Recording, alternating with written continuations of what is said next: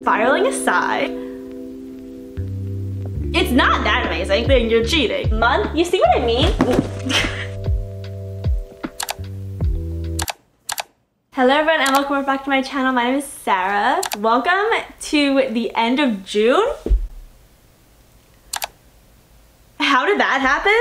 Okay, I know that I posted my TBR like late, but I really feel like I just posted my June TBR. And now I'm talking about the 6 books that I read in June. And it's like, where did that time go?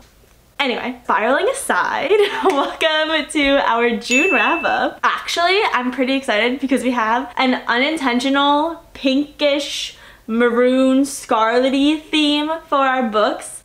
Most of our books this month, which I did not do on purpose, but I am very happy that it worked out to do that because it just is very aesthetic to look at. Our stats are that I read 3 out of the, 8 books that we chose in our June TBR. We're not quite getting to halfway yet, but we're almost there. Only 1 thriller, 1 YA dystopian, 1 historical fantasy, I guess, romantasy, and we read 3 romances. I was really big into a summer romance mood this month. All right, the first one ended up being the best one of the month, I think. We finally did it. We finally read Ruthless Vows by Rebecca Ross. This is like the UK cover. I think it's beautiful, but I do kind of wish I got the American cover just because it doesn't have like the typewriter embossing like my Divine Rivals copy does. But it's fine. So yeah, we read Ruthless Vows. This is the last book in the Letters of Enchantment duology, and I gave it a 4.75. It's not quite a 5, but it's a 4.75. It was just so close because I loved this book so much. I loved the quotes, I loved romance elements, and I love that there was more of like sort of a pining, I guess, to Iris and Roman in this one, because if you know how Divine Rivals ended, they really can only be pining much in this one for a good amount of the book, but it is so good. I think that it made the romance even more fun, and like the stolen moments they got, I loved that. It was so close to being a 5-star, but it did get a little bit slow for me in either like the beginning or the beginning middle part. Then it picked up a lot, especially towards the end. It was like I was picturing a movie. I was picturing like a Harry Potter level cinematic masterpiece when I was reading the second half of this book. They're going through this big war between the gods. The way that it's written is just so cinematic to me. I explained it a little bit better in the video where I read this book that I'll put right here, so go check that one out because I'm not really sure how I explained it in that video, but that is how I felt when I was reading this. I highly recommend the Letters of Enchantment series. I feel like it's like a historical romantasy, I think, because it's fantasy but it's romance. The setting is more like olden days. You know? Does that make any sense? I don't know if that's an actual genre, but that is what I am classifying this as. I just highly recommend that you read this duology because it is only duology, it is short. The way that Rebecca Ross writes is just so beautiful and like flowery, and I can also picture things very vividly in my brain. And I can't really tell you much what else happens because this is the second book in the series, but there's some like enchanted typewriters at play. It's a war between the gods, and Iris and Roman get sort of like caught in it. I love this book. I love this book so much. And I don't usually like history books, but I really liked that book. And then the next one I read was actually on my Kindle. I read The Coworker by Frida McFadden. I maybe listened to this in audiobook. I gave it like a 3 stars because I do prefer to listen to thrillers in audiobook. I just feel like it engrosses me more in the story, and I feel like thrillers aren't necessarily known for their great writing, so I'm not like underlining amazing quotes or anything like that, but I am very much invested in the story, especially when listening to it in an audiobook, like when I'm on my walk outside or anything like that. So I read a few other Frida McFadden books. I feel like every month I read like at least 1 Frida McFadden book because a lot of them are on Kindle Unlimited. They're on Spotify if you have premium, and they're also on Libby, which is the library app that you can get audiobooks on. So I go through all those venues to get to my audiobook or my Frida McFadden book. And this one was good. It has to do with 2 women. They're coworkers. There's this really popular woman in the office, and then there's this new woman. I forget what her name is. I'll put it here. But she is mousy, quiet, a little bit weird. She's obsessed with turtles, and that like gets her labeled as like the weird person. And then the popular girl, they sort of form this tenuous friendship, but because you're reading like letters that the like turtle obsessed mousy girl is writing to her best friend, you think that there's kind of like some ill intentions of the popular girl. Even when you're in the popular girl's perspective, it's like nothing but good intentions, and they kind of contradict each other, so it makes you wonder like who's telling the truth. You know, of course it has a big twist at the end. I was like guessing from the start with this book. I don't think I got it. I don't think that I actually got the twist at the end. It was good. I mean, like, you have to have a little bit of a suspension of belief when you read these Freida McFadden books. I like the way that she connected different elements in it. That's why I got a solid 3 stars. It wasn't amazing. It wasn't anything super amazing like some thrillers are, but I did like this one. So yeah, if you're in the mood for a thriller, they're usually short, they're not that long, and I recommend this one. And then the next book I read is The Elite, which is the second book in the Selection series. And I had the first book for literal years, and I just randomly picked it up last month, and now I have all the other books in the series, and I am making my way through this series. It is like a YA short dystopian type book. It was published in that height of like YA dystopia where the Hunger Games were, and Delirium, Divergent, like all those, when those were printed. That is when this was printed. The 2010s sometime. And it's also on Kindle Unlimited, so I also read a little bit on Kindle Unlimited, listened to the audiobook a little bit, and I like this series. It's basically about America, and they are in a dystopia, so the society has like a caste system from like 1 to 8, and 1 is like the king and queen, and 8 are like people that are experiencing homelessness basically. Then you have all like the different castes in between gradually going down. The selection happens every time a prince comes ready to marry, and it's sort of Bridgerton vibes, which I'm just watching the first season of Bridgerton right now, and I'm obsessed, so I'm very much relating this to Bridgerton right now. Bridgerton meets Hunger Games meets The Bachelorette in my mind. 35 girls get chosen from all the cast to come to the palace and basically like court the prince, and the prince courts them. There's eliminations that happen just like in the Bachelorette TV show. America and Maxon in the first book make some sort of pact that I won't tell you because it's a spoiler, but they make some sort of pact. America makes it to the second book. She is also dealing with sort of like a love triangle in this, and you know, there's like mean girls, there's like her friends that she makes in the selection. She's living in this palace now, and she gets to send money back to her family that are like, I think, faves, which are like lower, of course, in the caste system. She's also dealing with a love triangle, and there's also rebels. There's northern and southern rebels. One of them is more violent, where they like try and hurt people to get, they don't know what they're trying to get, but they infiltrate the palace. The other one sort of is just like quietly infiltrating the palace, but they're dealing with the rebels as well in this book. I gave it 3.5 stars because it is a good YA dystopian. I mean, I have to say that I didn't agree with a lot of America's choices in this book. It's just like she does flip-flop a little bit, and it does get annoying to me. At the same time, you have to think like she, in her mind, the prince Maxon is like flip-flopping between her and like 4 other girls, so she's flip-flopping between him and her like love back home. It's fun. I like reading it. I think it's entertaining, and I'm definitely gonna continue the series. We read Wildfire by Hannah Grace. I gave this a solid 4 stars. This is in my summer books. These last 3 books are in my summer books video that I posted just like last week or earlier this week. It's the second book in the Maple Hill series. The first one was Icebreaker, and this is the second book. The third book, Daydream, is coming out, and that's Henry's story, which I'm very excited about. Basically, this is different from the Icebreaker because even though it has like the hockey team in it, Russ is on the hockey team, and we see him in the first book.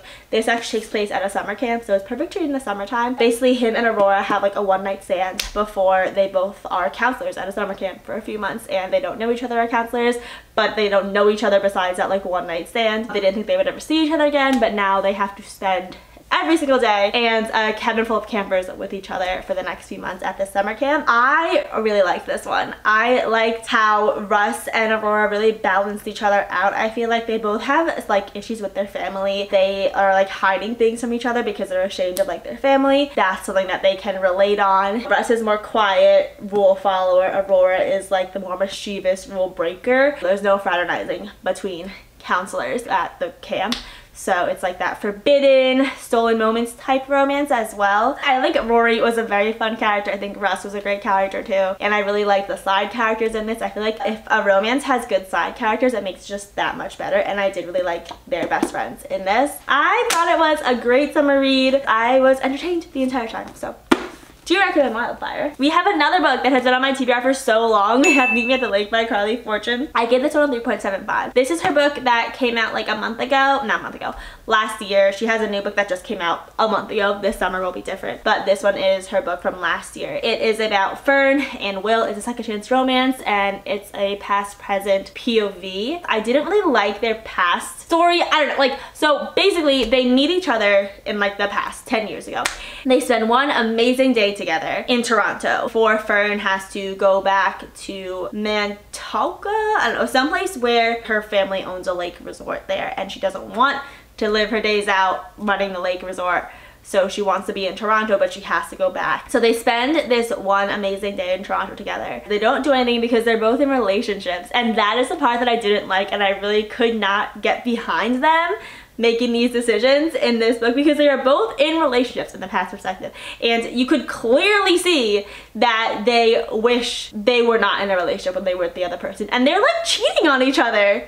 They didn't do it like physically, but it's like they were cheating on their significant others, and I'm like, you don't do that. I'm sorry, I can't get behind that. I didn't love their past perspectives. I think if it was done in a better way, it would have been a little bit better, but it was done in a way that's like, ooh, this is forbidden, like forbidden romance type things. But it's like, no, you're actually just cheating. Like, don't make it this like romanticized thing, you're cheating. I didn't like that past perspective. But fast forward 10 years, I did like their present perspective. 9 years ago, a year after, you know, they met and had that amazing day in Toronto together, they were supposed to meet at Fern's family's lake house. Fern showed up and Will didn't, and now it's 9 years later. Will has come to the resort to help Fern out because she's either gonna sell it or she's gonna have to run it because her mom passes away. So Will is like a consultant or something, and he's there to see what they have to do in order for either her to sell the resort or run the resort. And there's like awkward tension between them where it's all these unsaid things, and they had their like missed opportunity 10 years ago. Fern showed up, but Will didn't 9 years ago when they agreed to meet up. So Fern is sort of like, why didn't you show? But Will is not really offering her a reason, and they're both kind of avoiding it. But then, you know, as they get into their working relationship, they get to know each other more, then they talk about it and you figure things out, and the romance goes from there. I liked the present romance because they were both not in relationships, and it was a very atmospheric lake setting. Highly recommend this for summer reading. Something about her writing is very atmospheric to me. That's how I felt with Every Summer After as well. I do feel like she does get inspiration from other books, from other authors. So, you know, take that what you will. But it was a good summer read for what it was. We have The Summer After You and Me. I gave this like a 2.75. I was going to DNF it up until like page 97. Then it got a little bit more interesting. I don't know if it's a new release or maybe it's just like published again. It is a YA. I haven't read anything by this author before, and I just think that this YA was trying to be The Summer I Turned Pretty, but wasn't. Does that make sense? Like, so basically, this takes place on the Jersey Shore, and that's why I picked it up originally, because I'm from New Jersey. So I was like, oh, summer on the Jersey Shore, reading about the summer on the Jersey Shore, I think that'd be great. I was wrong. She is like really into mentioning New Jersey buzzwords and New Jersey slang in this book, just like random facts about the animals that live on the New Jersey coast, which that is also because the Lucy, who's the main character in this, is writing her like junior thesis, and that is what it is about, but she's like super into sea life. There's just so many things in here that you can tell the author wanted to sort of like tell people like, hey, the New Jersey Shore is actually amazing, like look at all these things we have, and this, that, and the other, this goes here, there's so much history here, and it's like, it's not that amazing. I've lived in New Jersey and gone to the Jersey Shore my entire life, and it's great, but it's just another beach town. Like, it's not amazing, you know? But one thing that's different is that this takes place the summer after Hurricane Sandy, and that happened 10 years ago or more at this point, and I remember when that happened. It was devastation to the entire like Seaside Heights and the Jersey Shore. A lot of the Jersey Shore was devastated, and there were efforts to like rebuild after Sandy and everything like that. So that plays a big sort of like plot point in this, is that Lucy lives on the Jersey Shore and she has to move out of her home because it got flooded. They have to rebuild, but notice I didn't even get to the romance yet. That's because the romance was such not important in this book, I feel like. Like, okay, so the romance is between her and Connor Malloy. Connor Malloy is like that guy next door. They had an amazing summer. The summer before Sandy hit, it was amazing. The thing that I wish this author did is, it was mainly set in the present timeline, but she had little random passages where you were suddenly back in the past timeline of this like amazing summer that Lucy and Connor had. I just wish it was either more clear, where it was more like, you know, meet me at the lake, or happy place, where it was like one chapter of present, one chapter of past, because she keeps on saying in the present that this was an amazing summer that we had and it was so beautiful, and there are like some scenes that I mentioned in this, but nothing that like tells me that it was amazing, you know? Like, they had like a few interactions in the summertime and it was just like an amazing summer. And I don't know, I just feel like if you want me to believe that the whole driving plot point for this romance is that they had an amazing time last summer, but now they're not talking to each other because they're both in other relationships, then you have to tell me why it was so amazing. And I feel like it just wasn't mentioned too much in this book. I feel like Connor is nothing special. He's just another guy. She's also with her like longtime best friend Andrew, and like low-key cheating on him at some points. And it's like a very like Conrad, Jeremiah type situation. Like I said, trying to be the summer I turned pretty, but just did not hit the marks that the summer I turned pretty did. So yeah, it was okay. I'm not gonna think about it ever again. Like I said, I was gonna DNF it until like page 97, and I have a rule where I have to read at least 100 pages of every book before I decide I want to DNF it, because it was just slow in the beginning and I couldn't get into it. And it got a little bit better. The ending was good. I will say the last few chapters, things happened and it was interesting. I just wish we didn't have to wait until the very last few chapters to have that feeling, you know? That concludes all of the books that we read this month. You see what I mean? You see what I mean with like the maroon and scarlet? I feel like these books all have that like same maroon scarlet vibe, and I think it's very, I like it a lot. So I didn't do that on purpose, but they all have that same like pinky vibe to them, and I like it. Those were all the books, including The Coworker, which I read on my Kindle, that we read in June in June this month. I think my favorite was definitely Ruthless Vows, and then Wildfire. My least favorite was this one, just because like everything that I just said. So yeah, those are all the books that we read this month. That is gonna be it from me today. Thank you so much for watching, and I'll see you next time.